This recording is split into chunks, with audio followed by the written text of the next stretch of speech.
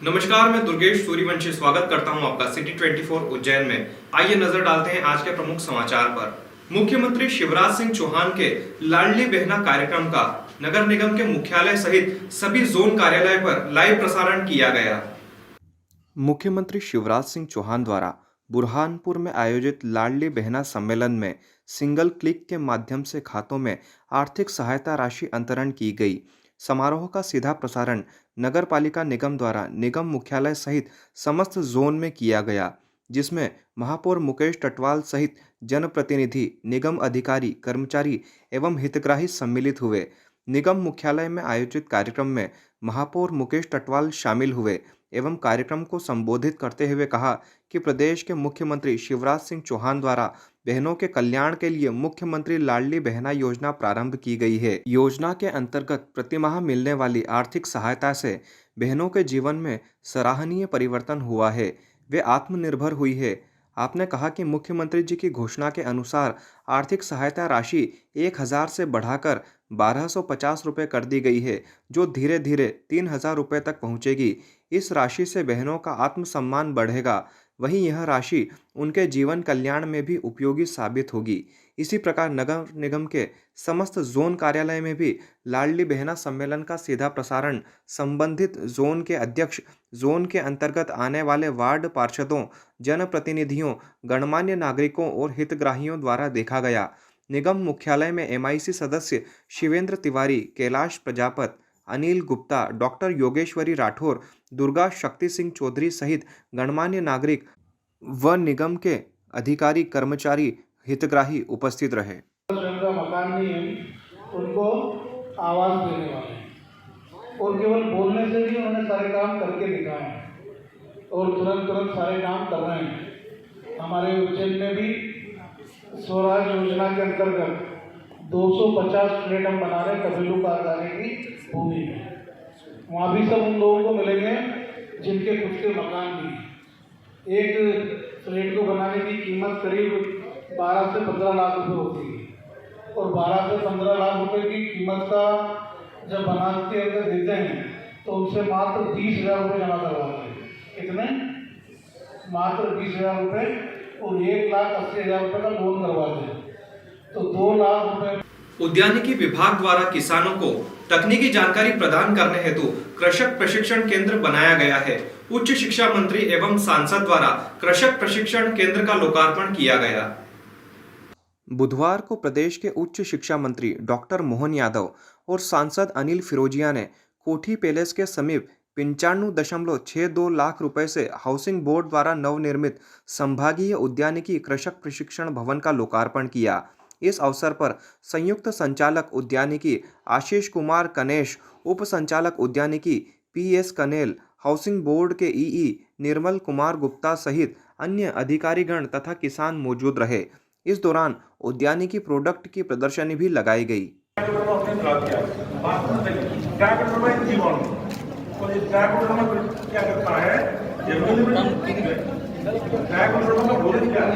Scheme चल रही है प्रधानमंत्री सूक्ष्म खाद्य उद्यम, जिसमें हम 10 लाख इसी की तरह का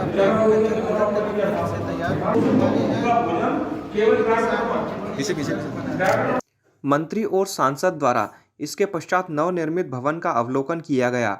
साथ ही प्रगतिशील किसानों और FPO द्वारा निर्मित उत्पादों की स्टॉल पर जाकर इनका अवलोकन किया गया।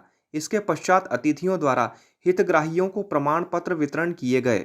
मंत्री डॉक्टर यादव ने इस अवसर पर कहा कि उद्यानिकी विभाग सबसे जीवंत विभाग है, जिसमें निरंतर कई गतिविधियां चलती रहती है।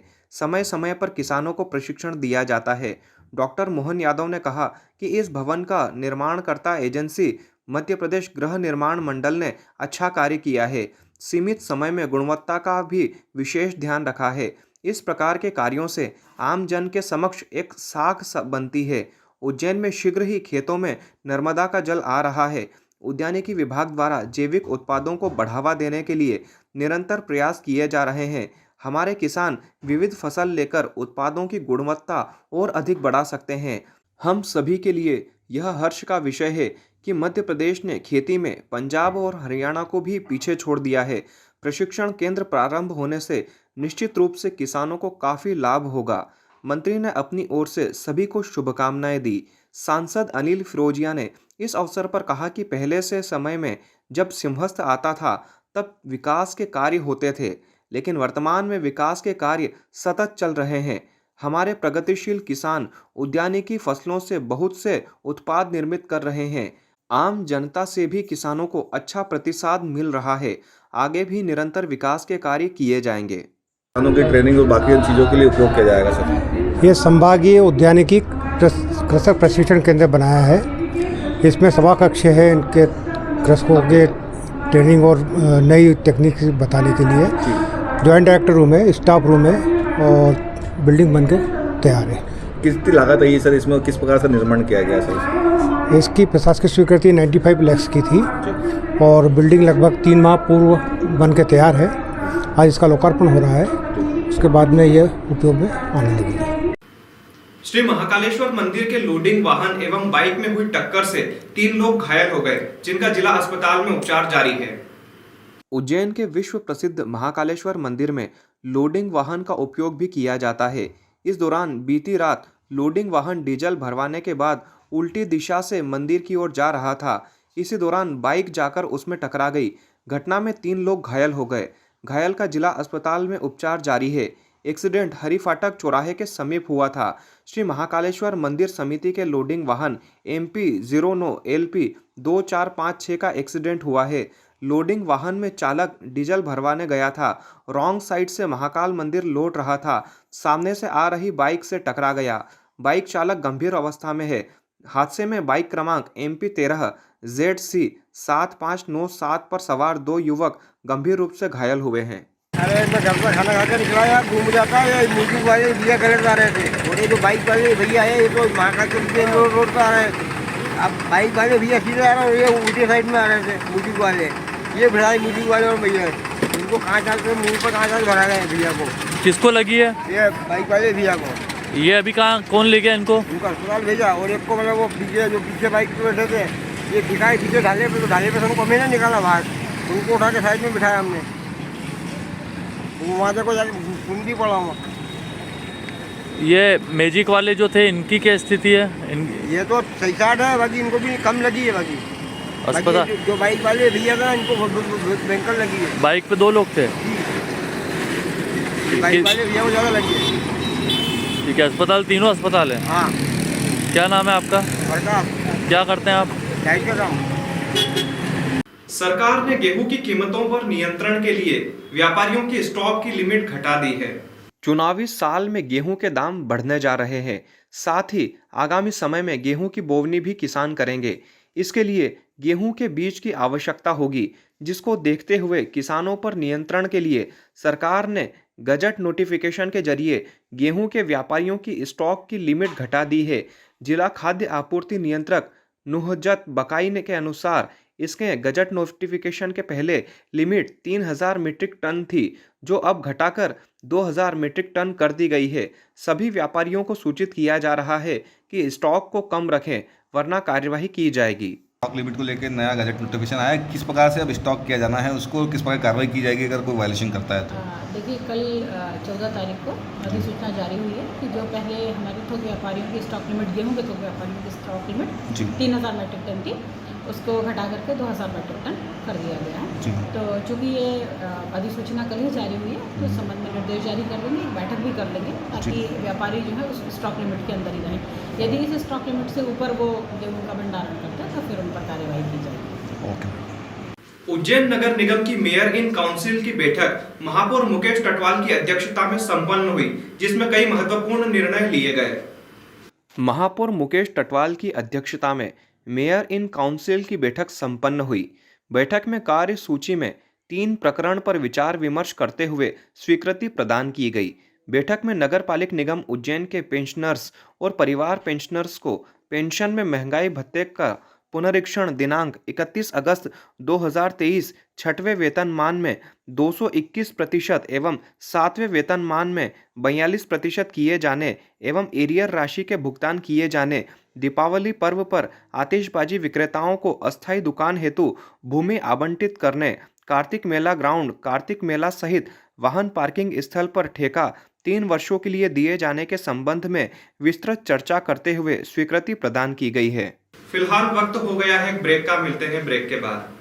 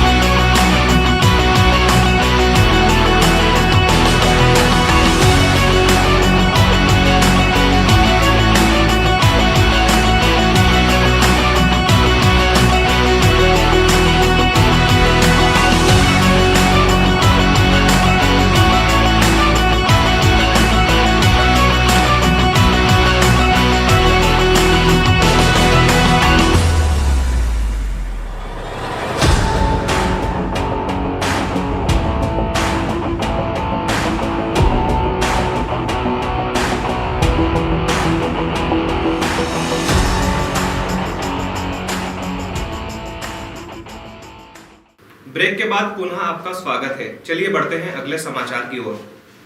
उज्जैन में 1 बीघा जमीन को लेकर चिमंजगंज थाना क्षेत्र के 2 परिवारों में विवाद हो गया। विवाद का वीडियो भी सामने आया है। चिमंजगंज थाना क्षेत्र के सुरासा में 1 बीघा जमीन के विवाद को लेकर युवक के साथ मारपीट का मामला सामने आया है। भगवान पटेल ने जानकारी देते हुए बताया कि जमीन को लेकर कोर्ट में केस चल रहा है। एसडीएम कोर्ट के बयान को लेकर तारीख थी। इससे पहले ही 1 दर्जन लोग ने मुझ पर हमला कर दिया। परिवार के लोगों के द्वारा घर पर रखा सामान को भी नुकसान पहुंचाया गया है एवं मेरी गाड़ी में भी तोड़फोड़ की गई। बताया जा रहा है कि युवक अपने परिचित के यहां खाना खाने के लिए गया था।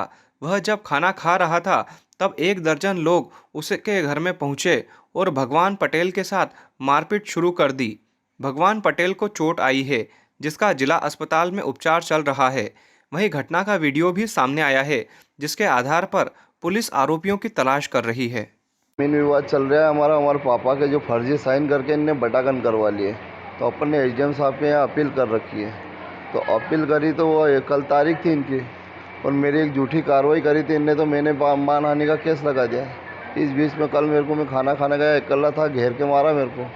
कहाँ पर खाना खाने गए थे? बहादुर सिंह पटेल के यहाँ, उनके भैया मर गए थे। तो किन लोगों ने मारा आपको? कितने लोगों ने हमला करा? कम से कम 12-13 जने थे।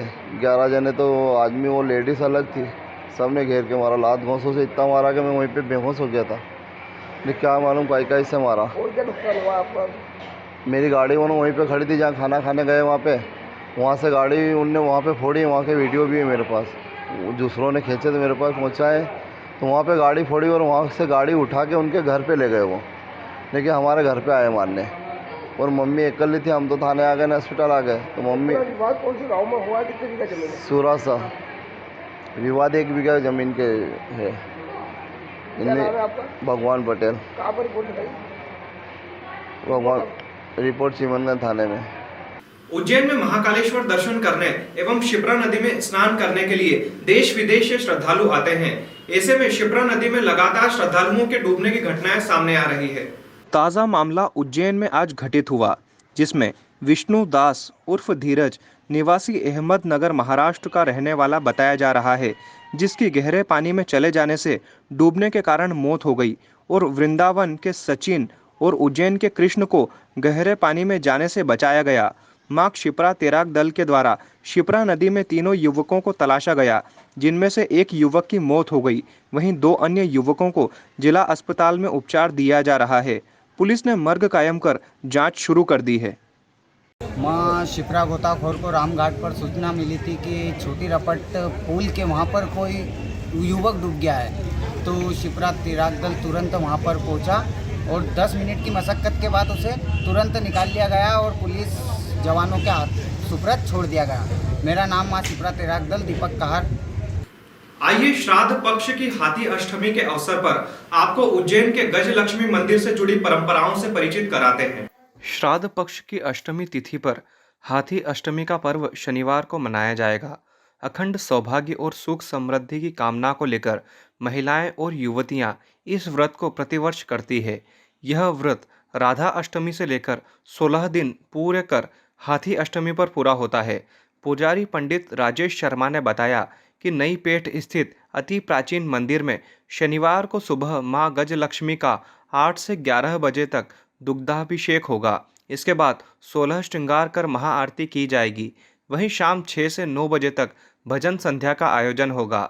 माता का प्रिय भोग खीर नैवेद्य प्रसाद का भोग लगाकर भक्तों को वितरित किया जाएगा। इस अवसर पर धर्मप्राण जनता से विशेष श्रृंगार, महाआरती और अन्य आयोजन में शामिल होने का अनुरोध किया गया है। पंडित शर्मा के अनुसार यह प्रतिमा 2000 साल पुरानी है और स्फटिक से बनी हुई है। करीब 5 फीट ऊंची है और एक ही पाषाण से निर्मित है। मां गजलक्ष्मी की यह प्रतिमा ऐरावत हाथी पर सवार होकर पद्मासन मुद्रा में है। इसे सम्राट विक्रमादित्य के समय का बताया जाता है। इसके अलावा यहाँ विष्णु के दशावतार की काले पाषाण पर निर्मित अद्भुत प्रतिमा भी मौजूद है। महाभारत काल में अर्जुन ने मां कुंती के लिए स्वर्ग से ऐरावत हाथी बुलाया था। सुख समृद्धि और स्थिर लक्ष्मी की प्राप्ति के लिए महिलाएं यह व्रत करती है। व्रत पूजन करते समय हाथी पर सवार लक्ष्मी की प्रतिमा का पूजन करने का विधान है। महालक्ष्मी में मिट्टी की गज प्रतिमा को आम लोग घरों में रखकर पूजन अभिषेक करते हैं। महिलाएं 108 दुर्वा से मां लक्ष्मी को जल अर्पण करती है। इस पूजन के करने से घर में धन लक्ष्मी वैभव का वास होता है। हिंदू धर्म शास्त्रों के अनुसार अश्विन मास महालक्ष्मी का माह माना जाता है। गजलक्ष्मी मंदिर है, क्या इसका विशेष महत्व है और कितना पुराना मंदिर है और क्या पूजा करते हैं तो आपको इसके बाद मान्यता है आपकी? इसका तो बहुत विशेष है, मैया की बहुत कृपा है इसकी, माँ भगवती की। और जो भी माँ सच्चे मन से चाहता है तो माँ खूब भरती है, खूब देती मैया रानी। और गजलक्ष्मी में विराजमान है माँ भगवती। कितना पुराना मंदिर है? क्या तो प्रतिमा बहुत है? साल पुराना मंदिर है। क्या विशेष महत्व है मंदिर का? इनका बहुत विशेष महत्व है। मैया हाथी गजलक्ष्मी की पूजा होती है। गजलक्ष्मी मतलब माता रानी कृपा करती सब पे, सबका भंडार भरती, सबकी इच्छा पूरी होती है वहाँ से। ठीक है, आपका नाम बताइए। जी, मेरा आपका नाम? मेरा सीमा सोनवान। का पर्व आ रहा है, इसको लेकर क्या विशेष महत्व होता है, किस तरह की पूजा की जाती है और क्या इसका पौराणिक महत्व है? ये हाथी अष्टमी का विशेष महत्व होता है। ये श्राद्ध पक्ष में आती है अष्टमी और ये महाभारत काल से ये पूजा होती है। ये हाथी अष्टमी जो हाथी पर सवार होकर लक्ष्मी जी का पूजन होता है और ये विशेष रूप से महिलाएं जो है मिट्टी का हाथी बनाकर, मिट्टी की लक्ष्मी बनाकर पूजने का महत्व है। अब आजकल तो समय पे मूर्तियां भी मिलने लग गई है, कुम्हार द्वारा बनी बनाई मूर्तियां भी मिलती है, लेकिन यहाँ पे स्वयं ऐरावत हाथी पे सवार मूर्ति है। ऐसी प्रतिमा भारतवर्ष में कहीं नहीं है। ये सफ़ेद स्फटिक पाषाण पे बनी हुई है, समुद्री पाषाण पे। ऐसी दुर्लभ प्रतिमा कहीं नहीं। ऐसा इनका उल्लेख मिलता है राजा विक्रमादित्य की राज्य लक्ष्मी का ही है। ये उनका राज्य था, राज्य लक्ष्मी का ही है। साथ में नारायण की प्रतिमा, दशा अवतार की लक्ष्मी नारायण की प्रतिमा है। और ये महाभारत काल से एक व्रत चला आ रहा है। ये 16 दिन का व्रत होता है। ये राधा अष्टमी से चालू होता है। महिलाएं 16 दिन का व्रत रखती है। तो एक सूत का जो धागा होता है उसमें 16 गठाना लगाई जाती है प्रतिदिन। तो 16 दिन पूरा होते हैं कल अष्टमी, हाथी अष्टमी के दिन। ये माँ लक्ष्मी को इस शुभ अवसर पर माँ लक्ष्मी का विशेष अभिषेक होता है। करीब करीब 251 लीटर दूध से अभिषेक होगा। शाम को 251 लीटर दूध से महाप्रसादी जो माँ का प्रिय भोग होता है खीर का प्रिय भोग लगा के माँ को भक्तों को अर्पण किया जाएगा। भजन संध्या होगी। कल विशेष 16 श्रृंगार के दर्शन होंगे।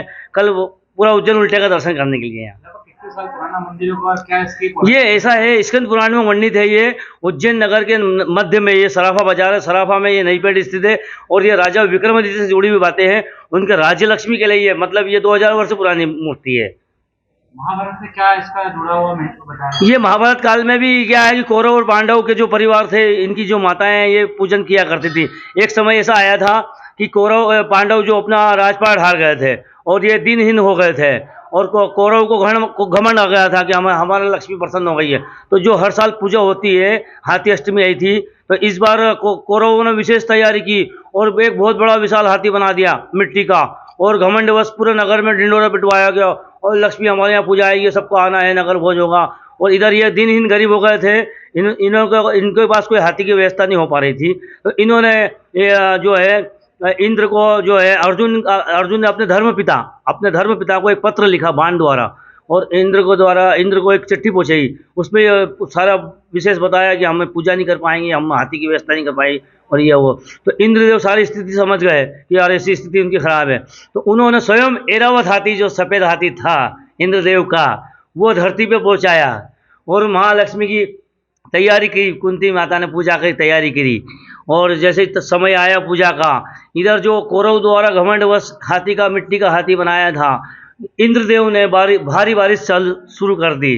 तो जो मिट्टी का हाथी महीनों से बना रहे थे वो देखते देखते गल गया, और उनका घमंड जो था वो चूर हो गया, और वो लक्ष्मी जी की पूजा, सब उनकी जो माता जी गंधारी, वो पूजा नहीं कर सकी, तो उनकी पूजा खंडित हुई। और इन्होंने जो है शान से ऐरावत पे हाथी के ऊपर लक्ष्मी को बिठाकर जब माता कुंती ने पूजा करी, तो इनका खोया हुआ राजपाट जो दिनहीन थे ये, इनको वापस धीरे धीरे लौटा। और ये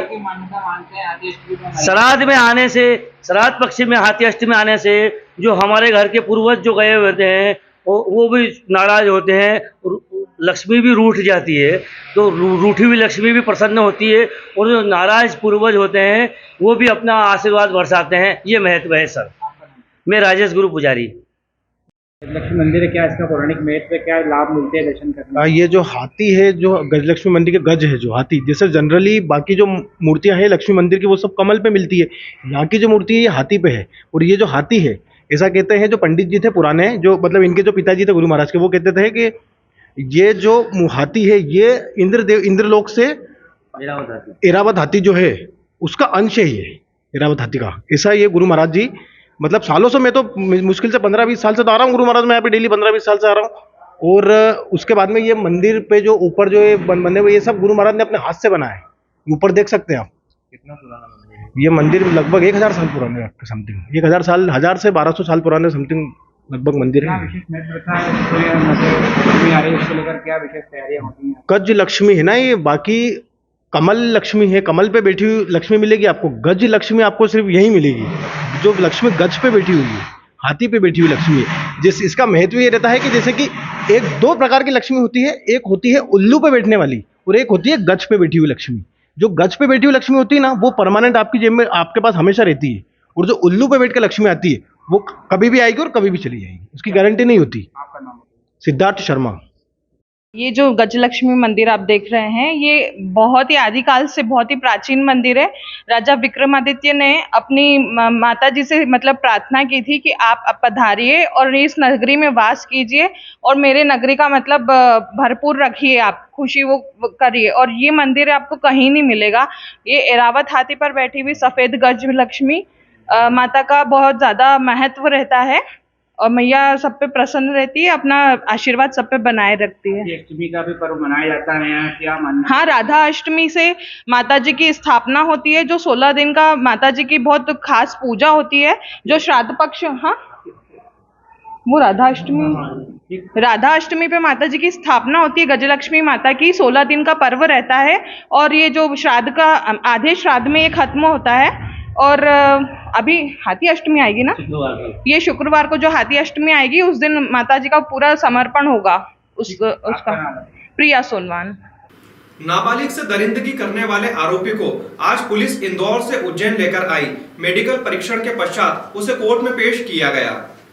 उज्जैन में 12 वर्षीय मासूम बालिका के साथ दुष्कर्म करने वाले आरोपी ऑटो चालक भरत सोनी की न्यायिक हिरासत आज समाप्त हो गई, जिसके चलते पुलिस आज उसे इंदौर से लेकर उज्जैन आई और दोपहर बाद जिला अस्पताल पहुंची, जहां आरोपी का मेडिकल परीक्षण और फॉरेंसिक जांच करवाई गई। इसके बाद पुलिस ने आरोपी को कोर्ट में पेश किया, जहां से कोर्ट ने आरोपी को जेल भेज दिया है।